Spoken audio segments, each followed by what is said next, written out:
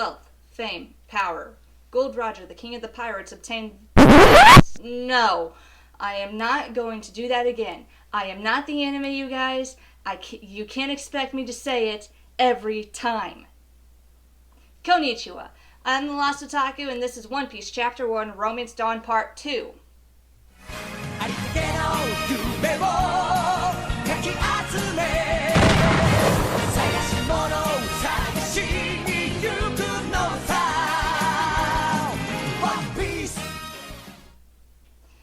Okay, so quick recap.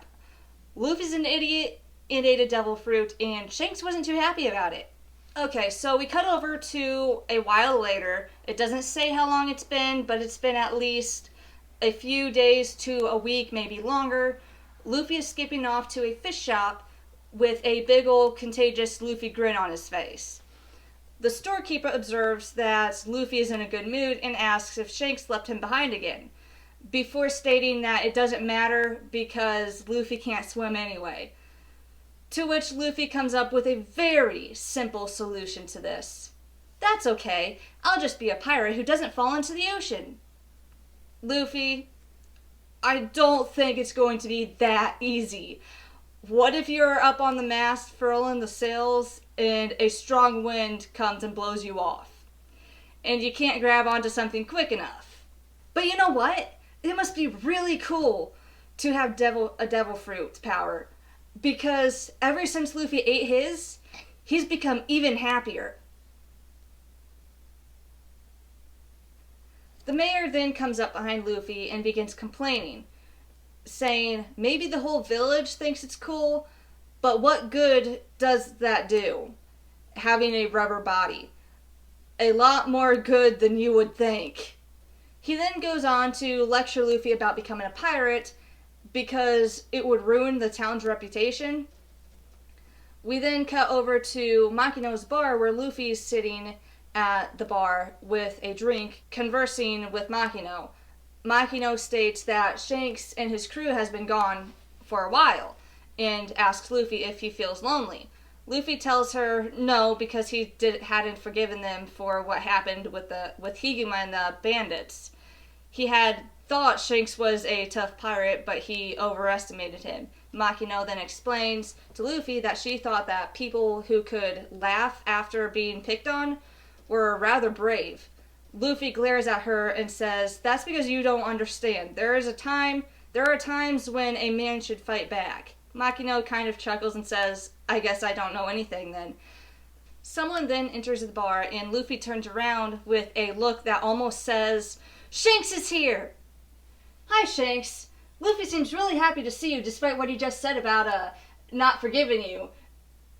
Wait. That's not Shanks. It's those lousy bandits again. Something then happens off-panel that causes Makino to run from her bar to the mayor's house. She storms in and finds the mayor drinking what we'll say tea. The cup looks like a teacup and steam is coming from it. So it's tea. Or coffee. She tells him that Luffy has been kidnapped.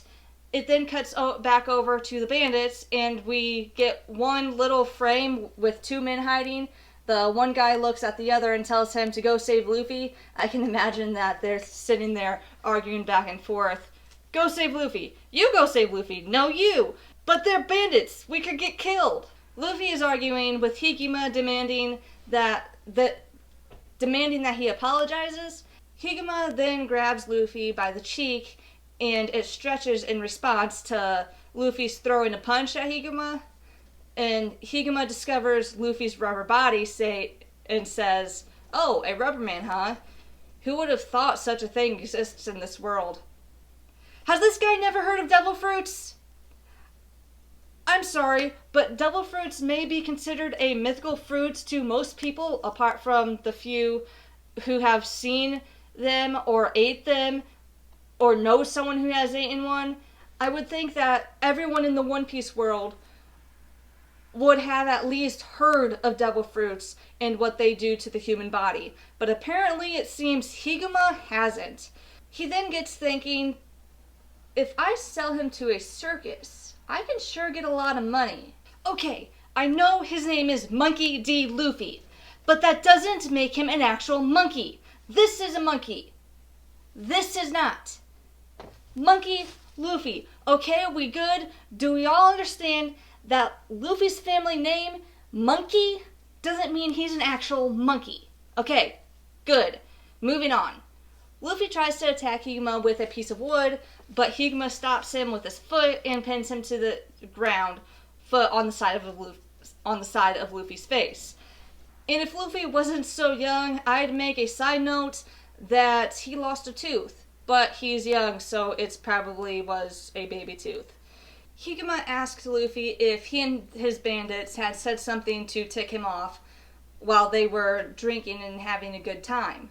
To which Luffy replies rather angrily, "Yes, you did. Apologize right now." Makino and the mayor then comes up, and the mayor begins begging for Luffy's life, but Higuma decides it's too late and readies his sword to kill Luffy instead of selling him to a circus. Luffy then calls Higuma a wild baboon. But because of either sheer coincidence or Luffy has some pretty dumb luck, Shanks appears. And much to no one's surprise, Shanks instantly begins teasing Luffy. "What's wrong, Luffy? Isn't your punches as strong as pistol fire?" Luffy then tells him to shut up. Higuma interrupts their conversation as Shanks begins walking closer, saying, "I suggest you leave right now. If you get any closer, I might have to open fire. You coward." But Shanks keeps walking, and one of the bandits points a gun to his head. He stops, glanced over at the bandit, and says, "Well, since you pulled out your gun, I guess we'll have to fight." The bandit is just like, "What did you say?" Shanks looks up to the bandit, points to the gun, and says, "I said don't use this to scare people." And it's true! They are not meant to scare people. They are meant for self-defense, for hunting food, for protecting others. America, we don't need more gun laws. We need less.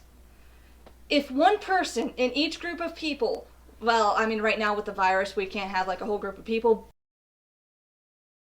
then if one person in each group of people were to carry a gun into a store, or dare I say a bank and church, the real criminals, you know, the ones who will break the gun laws people want to add to restrict the law-abiding citizens, thus putting them in more danger, well then think twice about opening fire in large crowds, or anywhere for that matter, because they'll always have that thought in the back of their mind, okay, there is 100 plus people here, and we, the law-abiding citizens, are now allowed to carry guns into everywhere. Except maybe places that already have like heavy security, like say airports. So someone will shoot at me, the criminal, in self-defense if I do this. Yeah, maybe I won't go shooting at these people today. And for the ones who don't think that, they have some kind of death wish. Reverse psychology is the oldest trick in the book for a reason. Because it works. Okay, rant done. Anyways, as soon as Shanks says this, Lucky Roo, I think we all can guess where that went. That bandit pulled a gun on a person for the last time. Makino and the mayor are shocked. Luffy is just like, wow. And the bandits freak out, saying, "That was dirty." And Yasopp and Ben Beckman are like, "Dirty? Don't make us laugh. Do you think we're saints or something?" Okay, I'm just going to read the full page of this one because it tells a lot about Shanks and his character. "The people standing in front of you are pirates. Listen well, bandits. You can whip food or sake at me, or even spit on me. I can laugh it off. But I don't care what reason you have. I won't forgive anyone who messes with my friends." And the bandits burst out laughing and attacks. Ben Beckman steps up and says he can take them all himself. And I'm just going to show you how that went down. When he's finished, he says to Higuma, "If you want to fight us, you better get a fleet of Marines to back you up." Higuma begins to panic and now wait a minute. This little brat messed with us first. To which Shanks reminds him, it doesn't matter after all, there's a reward on your head. Higuma then,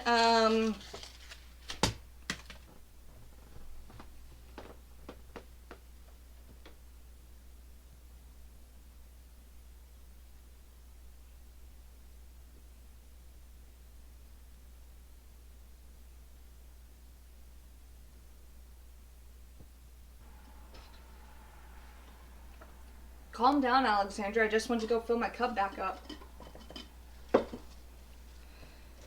Higuma drops a smoke bomb, kidnaps Luffy, and escapes, and Shanks freaks out. Oh no, we got careless. They got Luffy. What are we going to do? We get a small frame just showing us that the red-haired pirates set sail. No, they didn't forget about Luffy. They actually set sail to find Luffy. Yes, you heard me right. Pirates set out to sea looking for a mountain bandit. Funny thing is, Higuma actually did escape to sea. And now that he escaped, he doesn't need a hostage anymore. So Luffy is useless to him now. Luffy goes to punch Higuma, but he dodges and kicks Luffy into the ocean. Do you remember part 1? Yeah, Luffy can't swim. As he is falling into the water, he flashes back to what happened off panel at the bar. The bandits made fun of Shanks and the other pirates, which made Luffy mad. And right before Luffy hits the water, a giant sea monster comes and swallows Higuma whole. And as it goes to eat Luffy, who is flailing about trying to stay above water, guess who comes in and moves Luffy out of its reach? That's right, Shanks, whose head is currently cut off. Whatever, I'll fix that later. Shanks then looks this monster straight in the eye and tells it to get lost. Yeah, right, Shanks, because it's really going to be that easy. Wait, it was that easy! Shanks looks at Luffy. He says, thanks, Luffy. Makino told me about everything. Thanks for sticking up for us. Luffy is crying through this, and Shanks says, the typical, oh, come on, boys don't cry. Luffy looks up to him and says, but Shanks.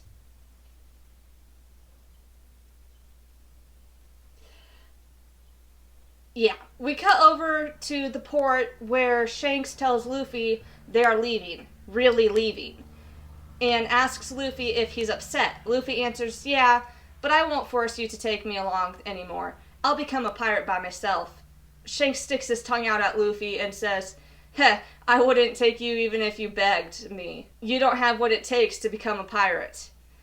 Obviously, this makes Luffy mad, and he replies, yes, I do. One day, I will find myself a crew that is as strong as yours, and then I'll find the world's biggest treasure, and become the king of the pirates. The red-haired pirates are all staring at Luffy as they're taking supplies to their ship. Shanks smiles at him. So you want to be bigger than us? He reaches up and takes off his straw hat. Well then. And we get what is one of the best scenes throughout the entire manga. Shanks places his hat on Luffy's head and says, this hat is my gift to you. This is my favorite hat, you know. When you become a great pirate in the future, you'll return that hat to me. As Shanks walks to his ship, Beckman says, that kid's gonna be big. Shanks replies, I know, because he reminds me of my early years. Now, keep in mind, Shanks didn't say he reminds me of myself in my early years. He said he reminds me of my early years. Could there be a hidden meaning to that particular wording? I guess we'll just have to keep reading and find out. 10 years later, Luffy, now 17, set out to sea, alone. Luffy, you can't swim! And guess who showed up? No, not Higuma. He was dead. The sea monster. Luffy punches the sea monster and knocks it out. He laughs and says, I'll have to find some friends first. I hope I can find at least 10 people. And then I'll make a flag.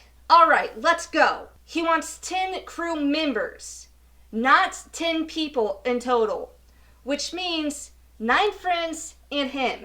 And he said at least 10.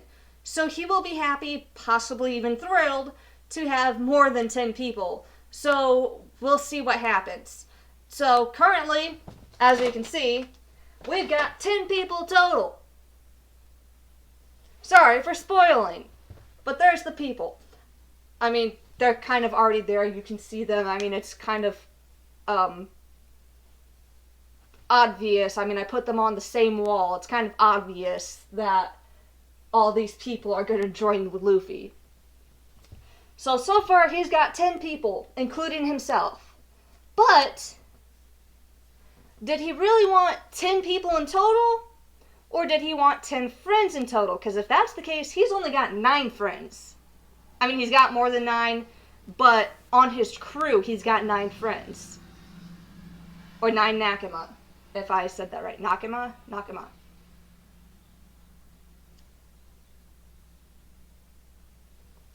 So just keep that in mind. But anyway, we'll see what happens there.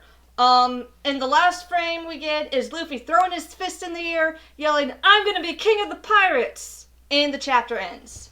Okay, so in chapter 1, we meet Gold Roger, the first and only king of the pirates, Monkey D. Luffy, the main character and king of the pirates wannabe, red-haired Shanks, who is not entirely up. That's okay. There, now you can see him.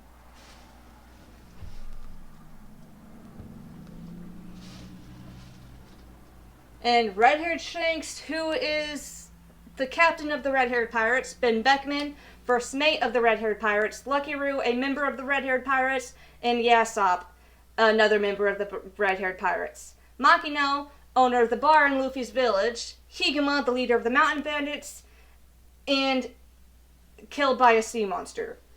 The mayor, and a sea monster. A few things that happened that are important to Luffy's personality and character development. 1, stabbing himself right below the eye to prove himself. In my opinion, this tells us that Luffy is going to be a rather compulsive character. 2, the red-haired pirates themselves, they are the inspiration for Luffy becoming a pirate, from what we can tell so far, and possibly triggered his dream of becoming the king of the pirates. And 3, fighting the bandits to defend Shanks and his crew. This shows us that Luffy will do anything for his friends. The possible first-time uses of running gags in this chapter is Luffy making things sound simpler and think they're simpler than what they really are. Example, "As long as I stay on board the ship, I'll be fine." And Luffy's incapability to remember names, especially of those he doesn't like. For example, okay, this is someone he likes, but is, okay, you can see him. This is Straw Guy. Yeah, that's the only one with a nickname up here. Yeah, that's the only one with a nickname. Okay. Or some translations is Trophy, but I prefer Straw Guy. Example of people he doesn't like is, that's actually in this chapter, is Higuma when he called him a wild baboon. Now that could very well just be Luffy insulting him, but it could also very well be, I really don't care what your name is, so I'm just going to call you Wild Baboon. And the revelation of what inspired him to create certain attacks, the only one in this chapter is "My punch is as strong as pistol fire." Attack that it's inspired is Gamu Gamu no Pistol, in which he used against the Sea King. And as for the rating, this was a great first chapter compared to some other first chapters I've read. So based on that, I'd give it I was going to say 10, but if I do that, I'm going to hand out 10s way too easily. So we'll make it a 9.5. Because it had its really great serious moments, its really great funny moments, its great touching, some really good touching moments, and was well thought out, which Oda's really good at doing, so. And I think that is all for today. Stay tuned for chapter 2, That Boy, the Straw Hats Wearing Luffy. As always, I'm the Last Otaku, and this is your anime news. Sayonara. All right. I might extend the entry time for my fanfiction chapter naming contest from 5 weeks to May 17th. Yeah, we'll do that. So 6 weeks from April 5th instead of the originally planned 5 weeks. Also, I decided to go ahead and show you the prize. Yeah, that watermark won't be there when I email the prize to the winners. I just added it so it's more of a sneak peek so people can screenshot it and defeat the purpose of it being a prize.